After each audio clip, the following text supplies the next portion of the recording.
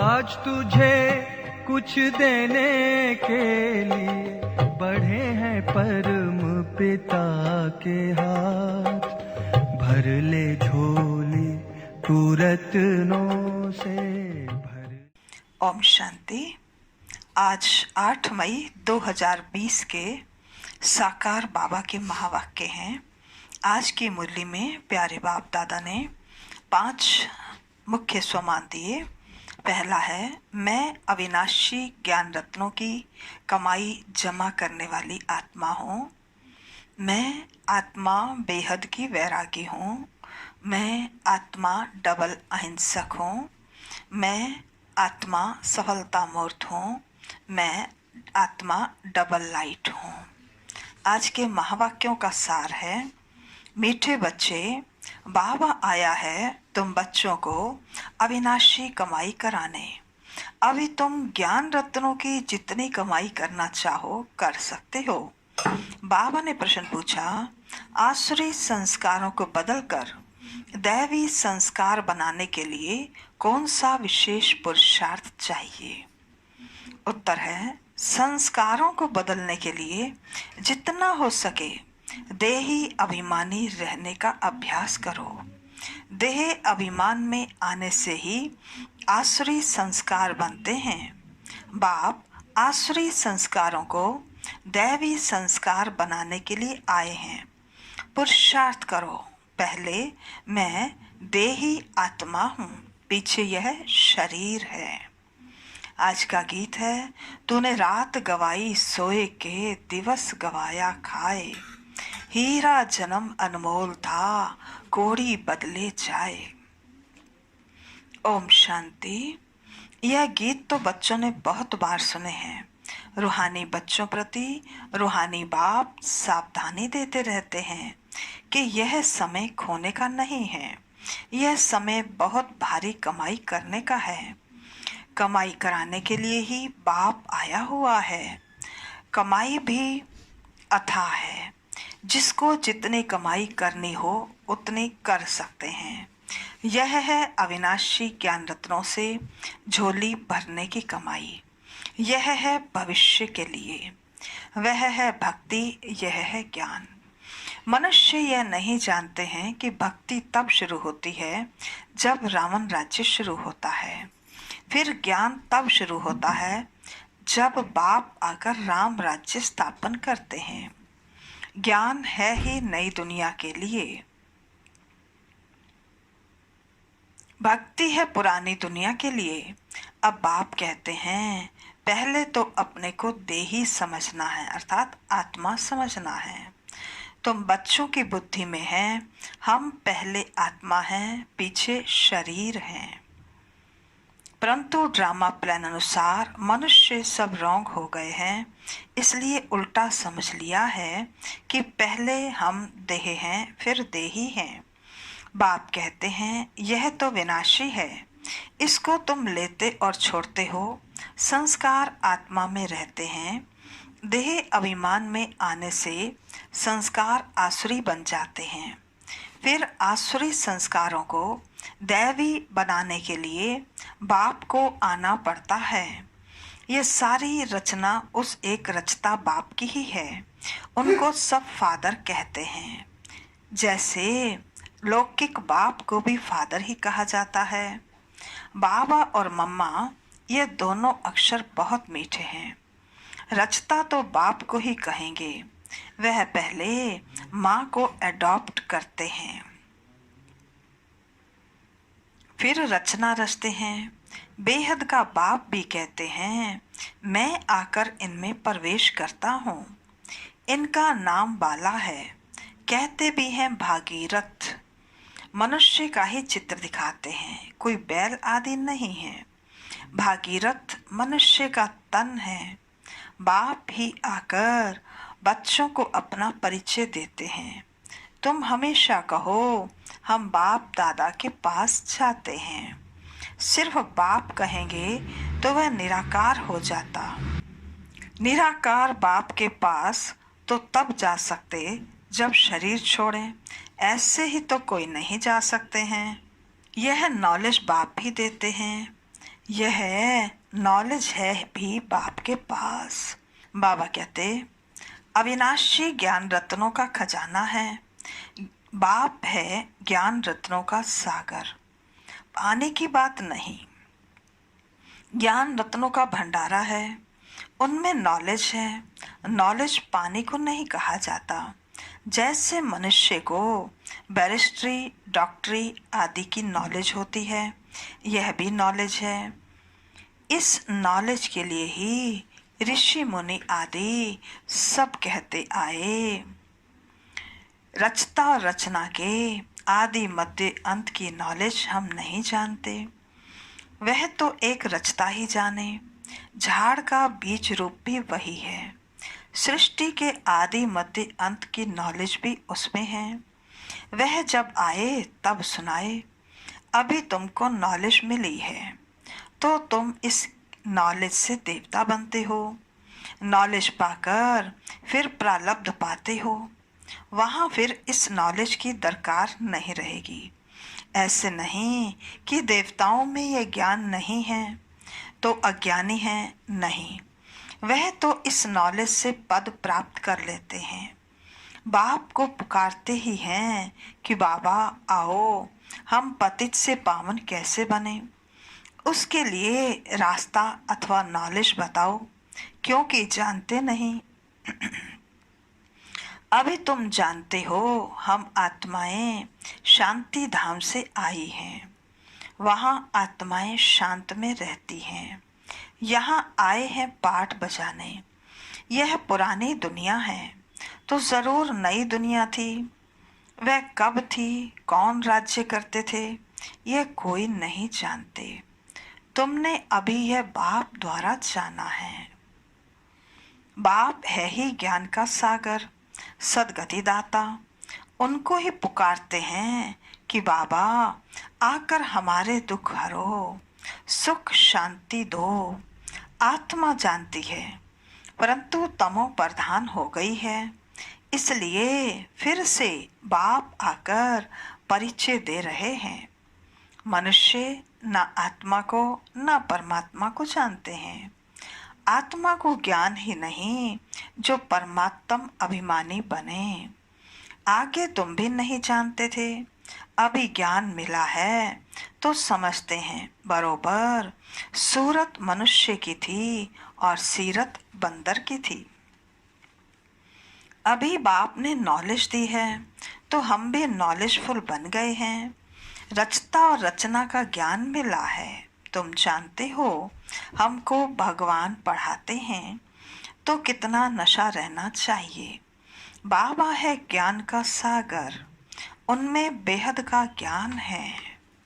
तुम किसके पास भी जाओ, सृष्टि के आदि मध्य अंत का ज्ञान तो क्या, परंतु हम आत्मा क्या चीज हैं यह भी नहीं जानते। बाप को याद भी करते हैं, दुख हरता सुख करता, फिर भी ईश्वर सर्वव्यापी कह देते हैं। बाप कहते हैं ड्रामा अनुसार उन्हों का भी कोई दोष नहीं। माया बिल्कुल ही तुच्छ बुद्धि बना देती है। कीड़ों को फिर गंध में ही सुख भासता है। बाप आए हैं गंध से निकालने। मनुष्य दलदल में फंसे हुए हैं। ज्ञान का तो पता ही नहीं है तो क्या करें। बाबा कहते दुब्बन में फंसे पड़े हैं, फिर उनको निकालना ही मुश्किल हो जाता है। निकाल कर आधा पौना तक ले जाओ, फिर भी हाथ छुड़ाए गिर पड़ते हैं।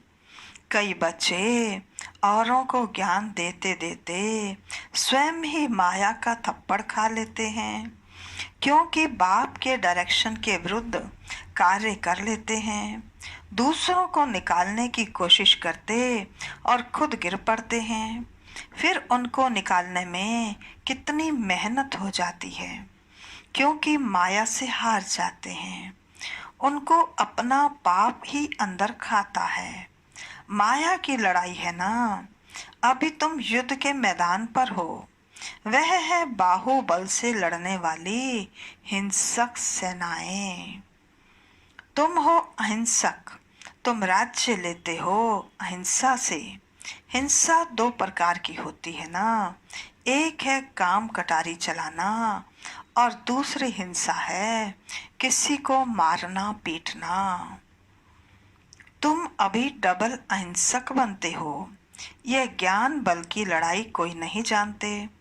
अहिंसा किसको कहा जाता यह कोई नहीं जानते। भक्ति मार्ग की सामग्री कितनी भारी है। गाते भी हैं पतित पावन आओ, परंतु मैं कैसे आकर पावन बनाता हूँ यह कोई नहीं जानते। गीता में ही भूल कर दी है। जो मनुष्य को भगवान कह दिया है, शास्त्र मनुष्यों ने ही बनाए हैं, मनुष्य ही पढ़ते हैं। देवताओं को तो शास्त्र पढ़ने की दरकार ही नहीं। वहाँ कोई शास्त्र नहीं होते हैं। ज्ञान भक्ति पीछे है वैराग्य। किसका वैराग्य? भक्ति का। पुराने दुनिया का वैराग्य है, पुराने शरीर का वैराग्य है। बाप कहते हैं इन आँखों से जो कुछ देखते हो वह नहीं रहेगा। इस सारी छीछी दुनिया से वैराग्य है। बाकी नई दुनिया का तुम दिव्य दृष्टि से साक्षात्कार करते हो। तुम पहले ही हो नई दुनिया के लिए। यह पढ़ाई कोई इस जन्म के लिए नहीं है, और जो भी पढ़ाई है वह होती है इसी जन्म के लिए। अब तो है संगम, इसलिए तुम जो पढ़ते हो उसकी प्रारब्ध तुमको नई दुनिया में मिलती है। बेहद के बाप से कितनी बड़ी प्रारब्ध तुमको मिलती है। बेहद के बाप से बेहद के सुख की प्राप्ति होती है। तो बच्चों को पूरा पुरुषार्थ कर श्रीमत पर चलना चाहिए। बाप है श्रेष्ठ ते श्रेष्ठ, उनसे तुम श्रेष्ठ बनते हो। वह तो सदैव है ही श्रेष्ठ, तुमको श्रेष्ठ बनाते हैं। 84 जन्म लेते लेते फिर तुम भ्रष्ट बन जाते हो। बाप कहते हैं मैं तो जन्म मरण में नहीं आता हूँ। मैं अभी भाग्यशाली रथ में ही प्रवेश करता हूँ, जिसको तुम बच्चों ने पहचाना है। तुम्हारा अभी छोटा झाड़ है।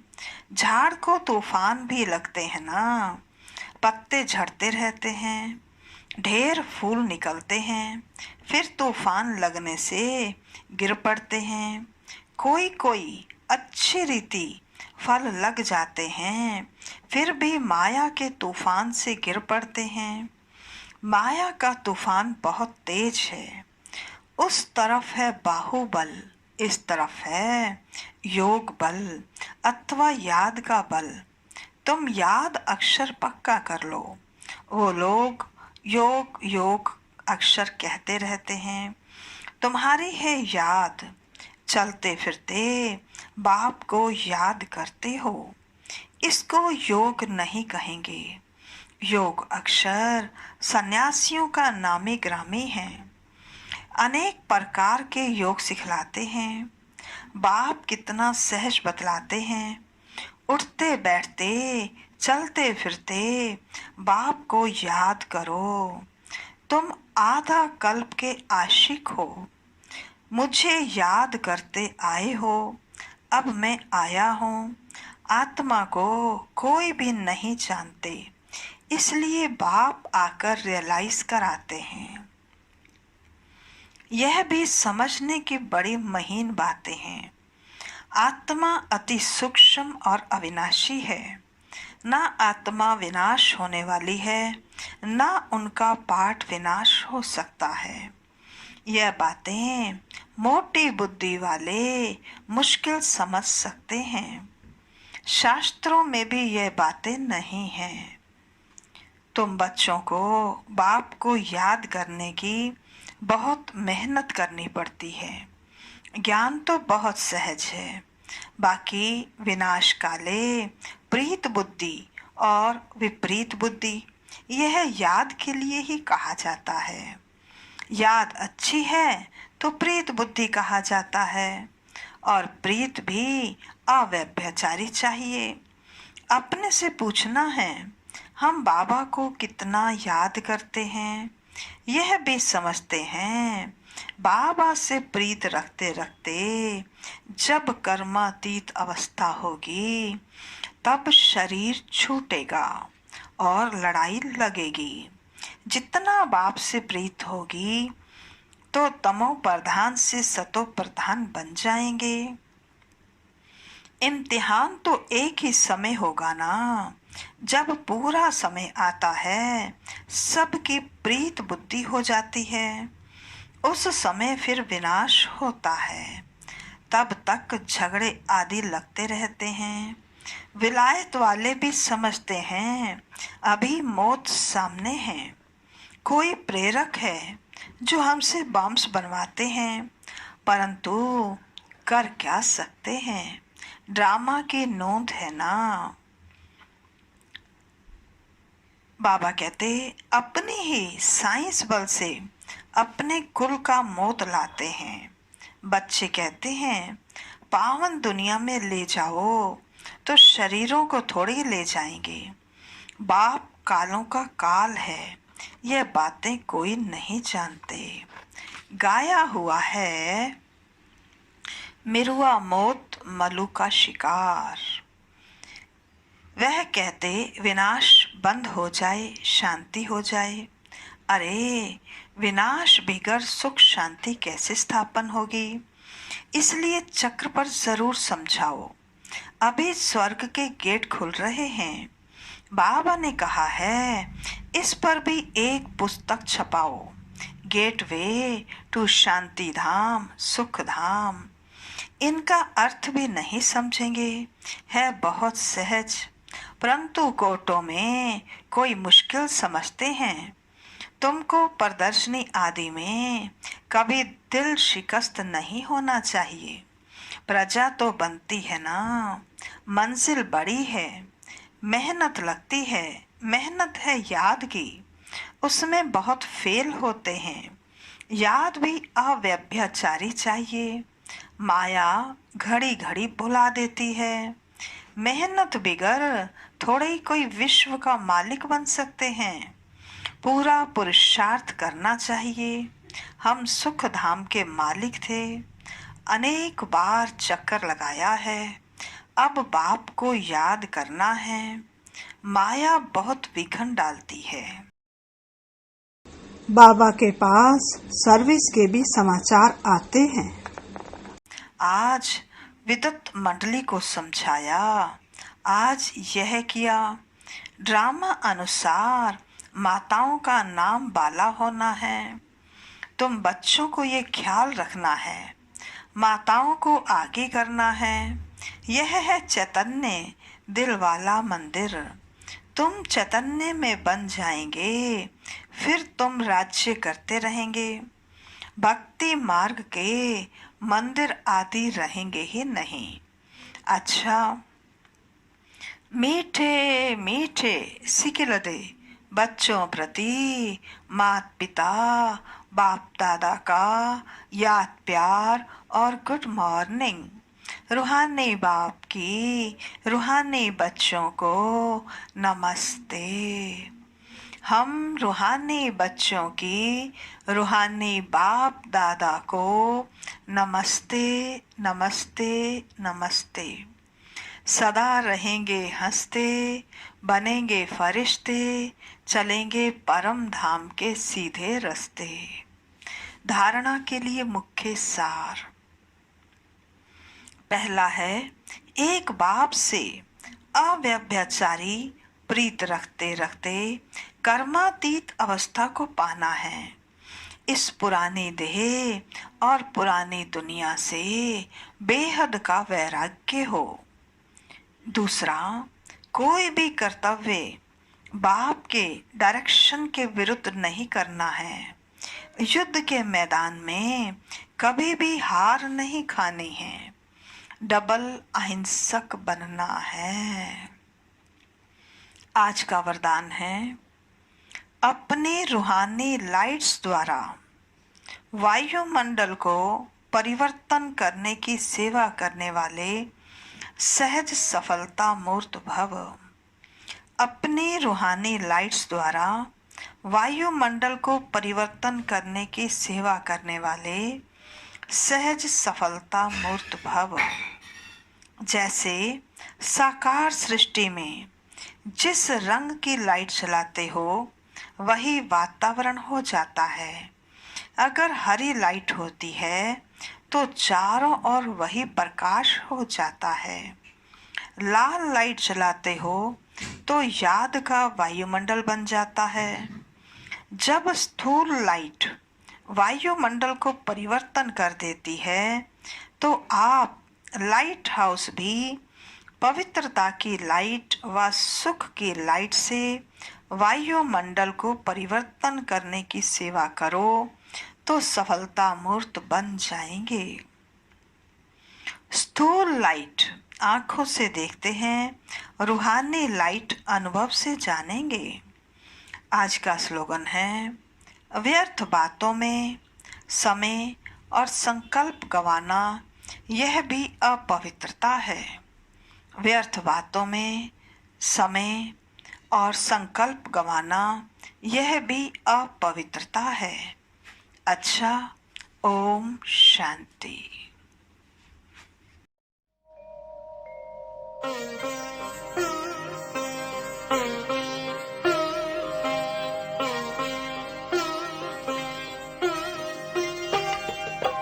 आज तुझे कुछ देने के लिए बढ़े हैं परम पिता के हाथ। भर ले झोली तू रत्नों से, भर ले झोली तू रत्नों से। सदा रहे ये तेरे साथ। आज तुझे कुछ देने के लिए बढ़े हैं परम पिता के हाथ।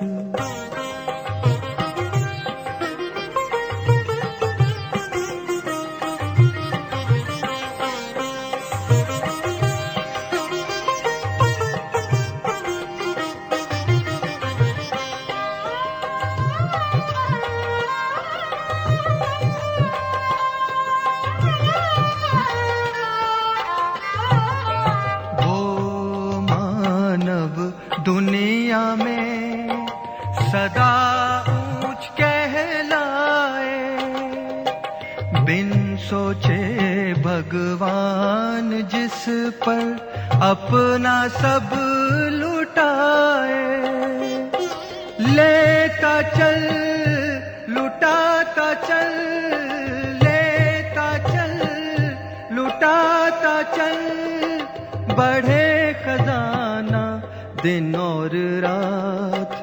आज तुझे कुछ देने के लिए बढ़े हैं परम पिता के हाथ।